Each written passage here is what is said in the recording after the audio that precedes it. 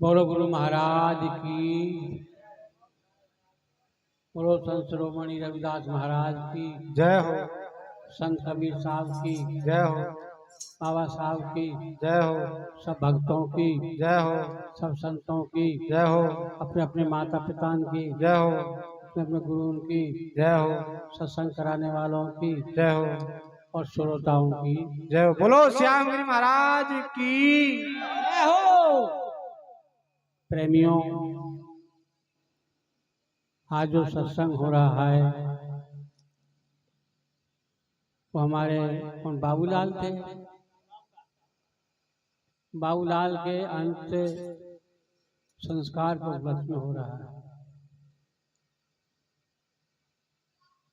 और उनके शांति के लिए हो रहा है। हम सभी प्रार्थना करें गुरु महाराज से कि जहाँ भी वो हैं वो अच्छी जगह रहें, शांत रहें, शांति मिले उनको, मुक्त मिले, जीवन मरण से रहित हो जाए। और ये उनके बच्चे सत्संग करा रहे हैं, जो भी दान पुण्य कर रहे हैं। ऐसे भी परिवार बहुत कम होते हैं जो जाने के बाद में भी उनकी यादगारी में कुछ कराते हैं। प्रेमियों, वो आज हमारे बीच में नहीं है, लेकिन उनकी आत्मा हमारे बीच में जरूर है। ये प्रकृति का नियम है, कुदरत का विधान है, एक सृष्टि चलाने का एक सिस्टम है। आना जाना, रोना धोना हंसना, ये सब प्रकृति का नियम है। यहाँ सब कुछ जो दिख रहा है वो सब परिवर्तनशील है, बदल रहा है, सब कुछ बदल रहा है। सहजोबाई कहती है, नित्य मरना सहजिया जीवन की ना आस, क्या जंगल में झोंपड़ी क्या मंदिर में बास। ये कड़वा सत्य है। अभी अभी आपने भजन सुने थे चलाए के, उसमें बहुत बहुत तरह की भयानक सब थे। किसी ने कुछ कहा, किसी ने कुछ कहा। सत्संग तीन प्रकार का होता है, एक तो भयानक, एक रोचक, एक यथार्थ। तो यहाँ तो तीनों प्रकार का हो रहा है। रोचक भी हो रहा है। रोचक का मतलब है कि अच्छी आवाज है, अच्छे साजबाज है, अच्छा सुरताल है, आनंद आ रहा है। आनंद आ तभी तो बैठे, इन्हें कौन बैठता।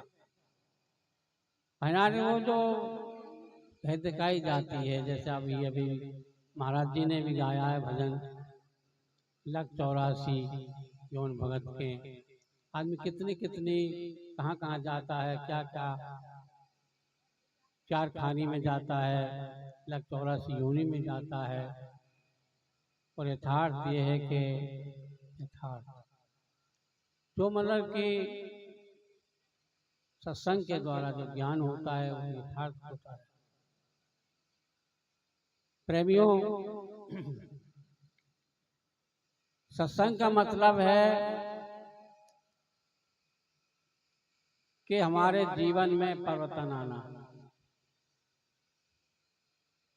हमारा जीवन सुख में बीते। क्योंकि मनुष्य जीवन ऐसा है कि लग 84 में सबसे उत्तम है। तुलसीदास जी लिखते हैं कि बड़े भाग मानस तन पावा, सुर दुर्लभ सब ग्रंथन गावा, साधन धाम मुक्त कर द्वारा, पाही न दे पर लोग संभाला। ये मनुष्य शरीर बड़ा दुर्लभ है, हर किसी को नहीं मिलता है।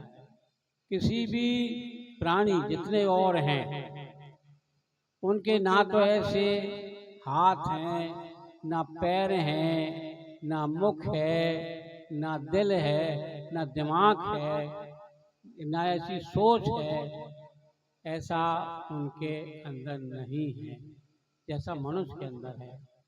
क्योंकि मनुष्य सबसे उत्तम है, और मनुष्य सबसे उत्तम भी है और सबसे घटिया भी है। ये भी बात है, या कि को घटिया भी नहीं है। क्यों? और जो प्राणी है वो ना बेईमान करते हैं, ना किसी साथ में छल करते हैं, ना कपट करते हैं, और उनके अंदर कोई बेईमान नहीं होती है। उनके अंदर सब होते हैं।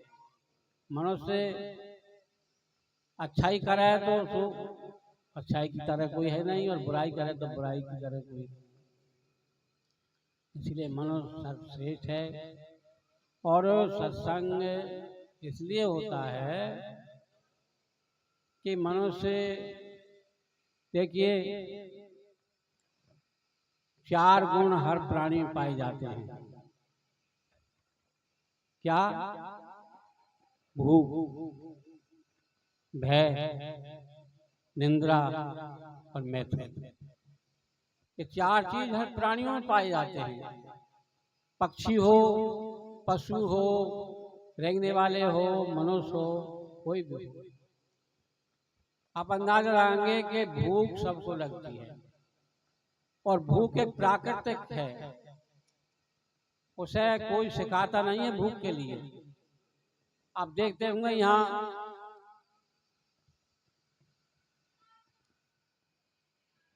ये जिसको हम कुत्ता कुतिया कहते हैं, जिनको स्वान देवता भी कहते हैं, वो जब अपने बच्चे को जन्म देती हैं कुतिया, तो उनकी 8 दिन टानी आंख नहीं खुलती है। फिर भी वो अपनी माँ की चूचीन से जा लगते हैं। पता कौन लगाने जाता है?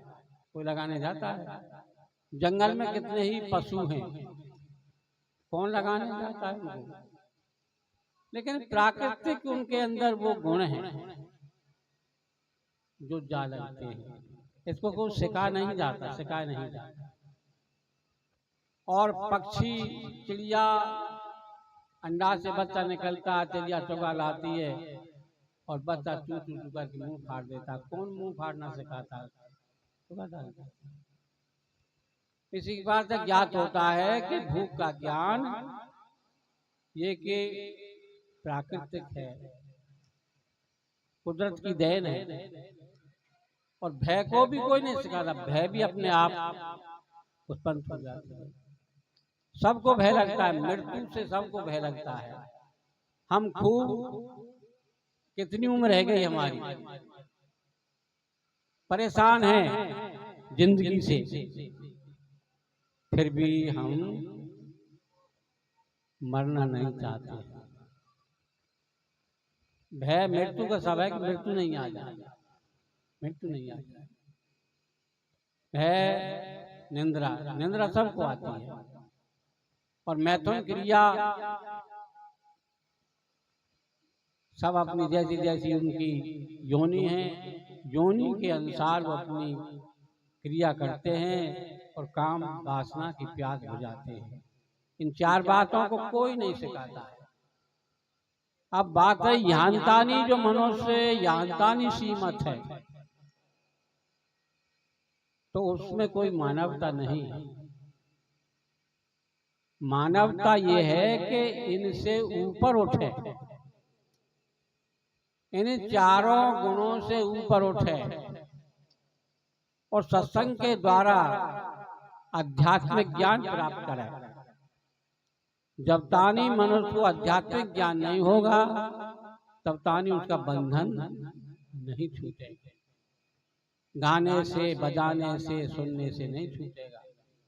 जब तानी उसका आध्यात्मिक ज्ञान नहीं होगा कि मैं कौन हूँ, कहाँ से आया हूँ, क्या जाना है, तो जब तानी विवेक नहीं होगा, विचार नहीं होगा, आध्यात्मिक ज्ञान नहीं होगा, तब तानी उसका बंधन। कबीर साहब ने बड़े मार्मिक बात कही है जड़ चेतन दो वस्तु, जड़ चेतन दो वस्तु हैं प्रसिद्ध जग माय, इनके पारक परक बंधन छूटे। यानी जड़ और चेतन, जड़ से चेतन भिन्न होता है, इसी को मृत्यु कहते हैं। अब जड़ को जानना, चेतन को जानना बहुत मेहनत करनी पड़ती है, संतों की संगत करनी पड़ती है, सत्संग करने पड़ते हैं, और जो हमारे अंदर जो बुराई है वो त्यागनी पड़ती है। देखिए, मनुष्य के जीवन के सुखद जीवन के लिए, सुख से जीवन के लिए दो ही रास्ता है। एक तो शिक्षा है और दूसरा सत्संग है। दोनों समझ लेना, और दोनों करने आपको, दोनों ही करने हैं। तो पहली है शिक्षा। हम शिक्षा को दो भागों में बांटते हैं। एक तो शिक्षा हमारी पढ़ाई लिखाई है, और एक शिक्षा हमारी सभ्यता है। कैसे बोला जाए, कैसे करके घर बैठा जाए, कैसे उठा जाए, क्या करा जाए, सभ्यता। तो बिना शिक्षा हमें मौलिक अधिकार दिलाती है, और मौलिक अधिकारों की जानकारी कराती है शिक्षा। और बिना शिक्षा के कोई भी इंसान सरकारी नौकरियों में नहीं जा सकता है, कोई भी बिना शिक्षा के लिए। और बिना शिक्षा के कोई भी नेता सफलता प्राप्त नहीं कर सकता है। बिना शिक्षा के कोई भी बिजनेस, व्यापार नहीं कर सकता है। बिना शिक्षा के, बिना शिक्षा के कोई भी डॉक्टर, इंजीनियर, वकील नहीं बन सकता है। इसलिए शिक्षा बहुत महत्वपूर्ण है जिंदगी के लिए। और शिक्षा हमें गुणवान बनाती है, विद्वान बनाती है, धनवान बनाती है, और स्वाभिमान बनाती है। इसलिए शिक्षा बहुत महत्वपूर्ण है। हमें आर्थिक विकास भी करना बहुत जरूरी है। भक्ति से भी काम नहीं चलेगा, मुक्ति के भी काम नहीं चलेगा। हमें अपने बच्चों के लिए आगे जो जरा आने वाली समय है, आने वाले हैं, हमारी तो बीत गई, लेकिन आने वाले जो हमारे बच्चे हैं, उनके जीवन के लिए हमें उनके लिए शिक्षा देना बहुत जरूरी है। और बिना शिक्षा के आदमी अधूरा है। हमारे पहले ही जो विद्वान हुए हैं, उन्होंने बड़ा जोर दे करके कहा है कि माता शत्रु पिता बैरी, ये न बालो न पाठते, ना सोते सभा मध्य हंस बको यथा। कि जिस माँ बाप ने अपने बच्चे को स्कूल नहीं भेजा, पाठशाला नहीं भेजा, उसको शिक्षा नहीं दिलाई, तो माँ बाप उस बच्चे के पक्के दुश्मन हैं, शत्रु हैं। और वो बच्चा अच्छी समाज में, विद्वानों में जाकर किस प्रकार से शोभामान नहीं होता, जैसे एक ही हंसों की पंक्ति में बगला या कागा जा बैठे। इसलिए शिक्षा आदमी के लिए जीवन में बहुत महत्वपूर्ण है। शिक्षा के बिना आदमी पशु से, ईशान विद्या तपो न दानम नाचा शीलम गुणम धर्म तिहु लोग भावी भारी होता मनुष्य रूपी मृगान चलते। जो मनुष्य विद्या नहीं पढ़ा वो पशु के समान माना है। पशु पशु के समान माना है, इसलिए विद्या महत्वपूर्ण है। पर तपो न दानम, जिसने तप नहीं किया है, दान नहीं किया है, जिसके अंदर न गुण है, न विचार है, विवेक है, पशु तो क्या है उनके अंदर। इसलिए विद्या मनुष्य के लिए बहुत निखार करती है, विद्या जीवन दान देती है। और अगर हम वहाँ जाएं, अगर बाबा साहब अगर बाबा साहब शिक्षा नहीं पाए होते, उनके अंदर शिक्षा नहीं होती, तो इतने बड़े भारत का संविधान रचने का उनको दायित्व नहीं सौंपा जाता, उनकी जिम्मेदारी नहीं दी जाती। इसलिए शिक्षा के बल पर ही उनको दायित्व मिला और उन्हें संविधान रचा। यदि वो संविधान नहीं रचते, नहीं बनाते और कोई बनाता, तो ये निश्चित है कि दलितों के लिए कोई भी आज़ादी नहीं मिलती, बोलने का अधिकार नहीं मिलता, 3 एक्ट नहीं मिलती, कानून नहीं मिलती। उनके लिए पढ़ाई लिखाई, आज हमें पढ़ लिख रहे हैं तो पढ़ने को जगह नहीं मिलती। अगर ऐसे कपड़ा नहीं पहन सकते, बढ़िया खा बढ़िया नहीं सकते थे, ऐसे रहते। इसलिए शिक्षा बहुत महत्वपूर्ण है और उनके शिक्षा पानी चाहिए, शिक्षा करनी चाहिए। दूसरे तरफ हम सत्संग में चलते हैं, सत्संग भी हमें बहुत कुछ देता है। सत्संग हमारे चरित्र का निर्माण करता है और चरित्र बहुत बड़ी चीज है। बाबा साहब ने भी ये कहा था कि मेरी जो मानता है रही है, जो मेरी लोग मानते हैं, मेरे चाहते हैं और मेरे से झुकते हैं, वो किस लिए झुकते? इसलिए नहीं कि मैं कुछ ज्यादा पढ़ा लिखा हूं, मेरा इसलिए मुझे इससे करते हैं कि मेरा चरित्र साबित है, मेरा ईमान साबित है, मैं चरित्र को अच्छी तरह जानता हूँ और जानता हूँ। और आपने कभी सुना भी होगा उनके साथ में कैसे कैसे व्यवहार हुए, क्या क्या उनके साथ में घटनाएं घटी, पर कभी वो क्रोधित नहीं हुए, कभी वो क्रोध नहीं हुए, कभी उनने अगर ऐसे होते तो वो कभी छोड़ जाते। इसलिए उन्होंने बहुत गंभीरता से दिया और वो उसमें सफल हो गए और हमारे लिए वो बहुत कुछ कर गए, इतेक दे गए हमारे लिए कि हम उनके एहसान को चुका ही नहीं सकते हैं। कितनी भी उनकी मूर्ति लगा ले, चित्र लगा ले, जितना उन्होंने हमको दिया है, उनके एहसान को हम चुका नहीं सकते। और सत्संग हमें सत्य का निर्माण करता है, सत्संग हमें अच्छे संस्कार देता है। बिना संस्कार के भी मनुष्य बेकार है।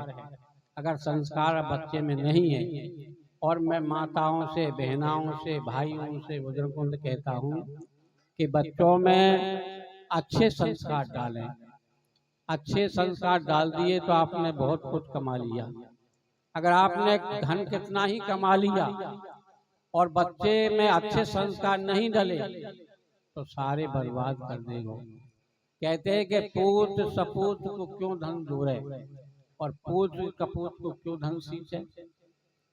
बात एक ही, अगर पुत्र सपूत हो तो धन मत जोड़ो, उसमें अच्छी पढ़ाई लिखाई कराओ, अच्छे संस्कार डालो तो बहुत कुछ कमा लेगा वो।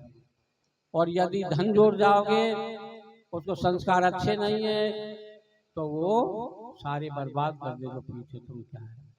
इसलिए संस्कार हमें सत्संग संस्कार भी देता है और चरित्र निर्माण भी करता है। और तीसरा हमें आचरण सिखाता है सत्संग, हमें मानवता का पाठ सिखाता है सत्संग। हमारे अंदर जो बुरी आदत है, आदत एक नहीं होती, अनेक होती हैं। छोटी सी ले लें हम, कहीं में बीड़ी की है, कहीं में सिगरेट की है, कहीं में भांग की है, कहीं तम्बाकू की है, कहीं में चिलम की है, कहीं में दारू की है, कहीं में स्मैक की है। ये आदत ही तो है। कहीं में जुआ खेलने की आदत है, कहीं में सट्टो खेलने की आदत है, कहीं में जारी करने की आदत है, कहीं में आदत है। ये आदत ही तो है सब। आदत है सब। तो हमें इन आदतों से मुक्त करता है सत्संग, यदि हम अच्छी तरह सुने तो सुनन मनन निध्यासन। पहले हमें सुनना चाहिए, फिर से विचार मनन करना चाहिए और उस पर चलना चाहिए। इसलिए सत्संग की बहुत बड़ी चीज है, बहुत सत्संग अच्छी चीज है। और सत्संग हमारे अंदर जो नाना प्रकार की भ्रांतियां, भूल है, भ्रम है, ढोंग है, पाखंड है, उनको दूर करता है सत्संग। और हमारे जो बात चल रही है जीवन मरण की, जीवन बार बार जन्मना, बार बार मरना, बार बार आना जाना लग 84 में, इससे भी छुटकारा दिलाता है सत्संग। इससे भी अगर हम सत्संग को गहराई से सुने, देखें, समझें, और इसका मूल कारण है ज्ञान। ज्ञान ज्ञान यानी ज्ञान हो गया, आध्यात्मिक ज्ञान हो गया, हमारा जीवन मरण छूट जाएगा। तो सत्संग बहुत अच्छी चीज है। मैं ज़्यादा ना बोल करके थोड़ा ही बोलूँगा, क्योंकि आपने सब कुछ सुन ही रखा है। अभी बहुत सब कुछ सुना है, और थोड़े में ही आप समझ लें। मैं ज़्यादा, क्योंकि तो बुढ़ापो है, बुढ़ापे ने बेहाल कर रहा है मेरे, और एक बीमारी है शुगर फुगर की, आँखें में परेशानी है, खराब हो रही है। तो मेरी या तो प्यार समझ लो, चाहे तो प्यार समझ लो, चाहे मजबूरी समझ लो, कैसे भी समझ लो, आना पड़ता है आपके दर। एक जिम्मेदार दूध बेचता था दूधिया के लिए, और अपनी लड़की से कहा रखी उसने कि बेटी मैं क्या करूँगा तुझसे, के बाल्टी धो मान के लिया, तो तू वहां में 1 लीटर पानी कल्ला करियो, और वह वैसे धारण ने बाल्टी मार दे करियो, और बस चल जाऊंगा। ऐसे ही करे, आयो लाली बाल्टी धो मांझला, ये सारे उनके। अब दे दे। एक दिन वो लड़की सत्संग में जा बैठी, सत्संग हो रहा था, सत्संग में जा बैठी, और वहां ऐसी कोई चर्चा आई, एक महात्मा कह रहा कि भाई जो इंसान रस में विष घोलते हैं, वो 7 जन्म तानी नरक में जाते हैं।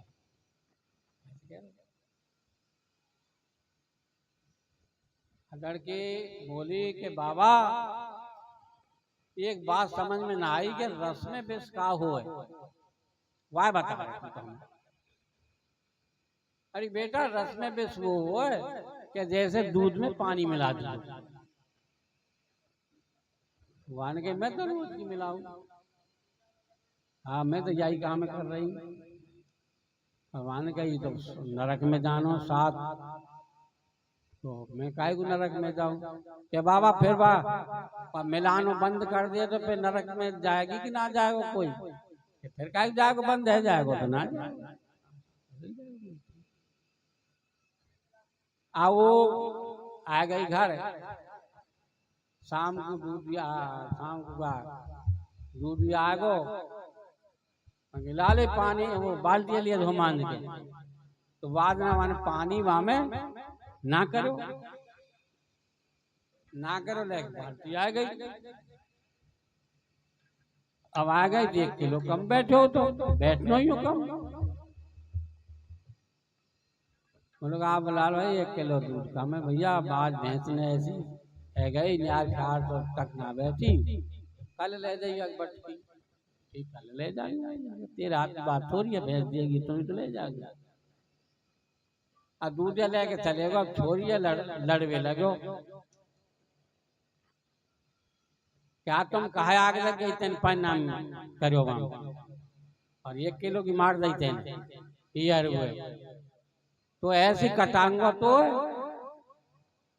तो कंजरन को दूंगो तो भंगीन को दूंगो तो चमारन को दूंगो तू सारी जिंदगी भर रोती रहे।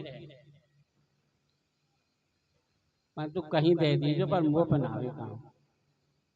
इतने ही राजा आएगा वहां का राजा की सवारी आएगी। राजा ने भाई क्या क्या लड़ रहे हो? अरे क्यों लड़ रहे हो भाई? तू तो चुप लगा है डर के मारे। लड़के तू बता क्या बात है, क्यों लड़ रहा है, किससे लड़ रहे हो? कि मेरे से लड़ रहा है। क्यों लड़ रहा है? कि ऐसे बात है। मैंने बता दी बात। यार अब राजान के दिमाग तो ऐसे हुई। मैंने लड़की बहुत समझदार है, बहुत ईमानदार है। आवाज बोलो सुन भाई, इस लड़की को हम ले जाएंगे और को रानी बनाएंगे। अब झिंगरा मार कौन बोले जल्दी तैयार कर। जब लड़की वह बैठ गई सवारी में कछु में तो लड़की कह रही पिताजी आप तो वहां कटा रहे एक दिना के सत्संग से सुनने थे और मैं तो रानी बन के जा रही हूँ, राजा के रनवासों में रहूंगी। एकदम सत्संग थे है तो भाई अगर सत्संग को अच्छी तरह मान ले, एक ही कितनी देर लगी होगी हम सुनने में, एक ही बात को मान ले। कोई एक बात पर जितने भर हुए हैं, जितने भर चाहे वो तुलसीदास जो हुए हैं वह वो कोई देर नहीं लगी समझने में। जितनो हे हराम दे जितनो हरते हो चलो जाए बैग कंप्यूटर पल्लो पकड़े न को और वापसी हो गया वो। और उंगली मार खा भी कुछ देर नहीं लगी। जब वो माँ भगवान बहुत जा रहे थे तो बहुत उन्होंने नहीं करी कि महाराज इस रास्ते को मत जाओ, इसमें उंगली मार रहता है तुम्हें मार देगा छीन लेगा, कि नहीं इसी रास्ता पर जाएंगे। जब जा रहे थे तो माल का उनके पीछे लगा, अरे महात्मा रोक रोक रोक और चले जा रहे भाग के दौड़ छिकायो ठाड़ो है वो हाँ वाला बात। तो भगवान बहुत ने एक ही बात कही कि एक बात आप मैं तो रुक गयो पर तू कब रुकेगो, तू कब रुकेगो इस पाप से। वहां ने अपना फरसा डाल दिया और चरणों में ज्यादा देर नहीं लगी थी। ऐसे अजामेल भी कुछ देर नहीं लगी थी और वाल्मीकि को भी कुछ देर नहीं लगी है। बहुत एक कहानी ऐसी है थोड़ी देर में सुधर जाते, सुधरने वाले थोड़ी देर में सुधर जाते हैं और ना सुधरने वाले तो सारी जिंदगी लग जाती है। फिर भी नहीं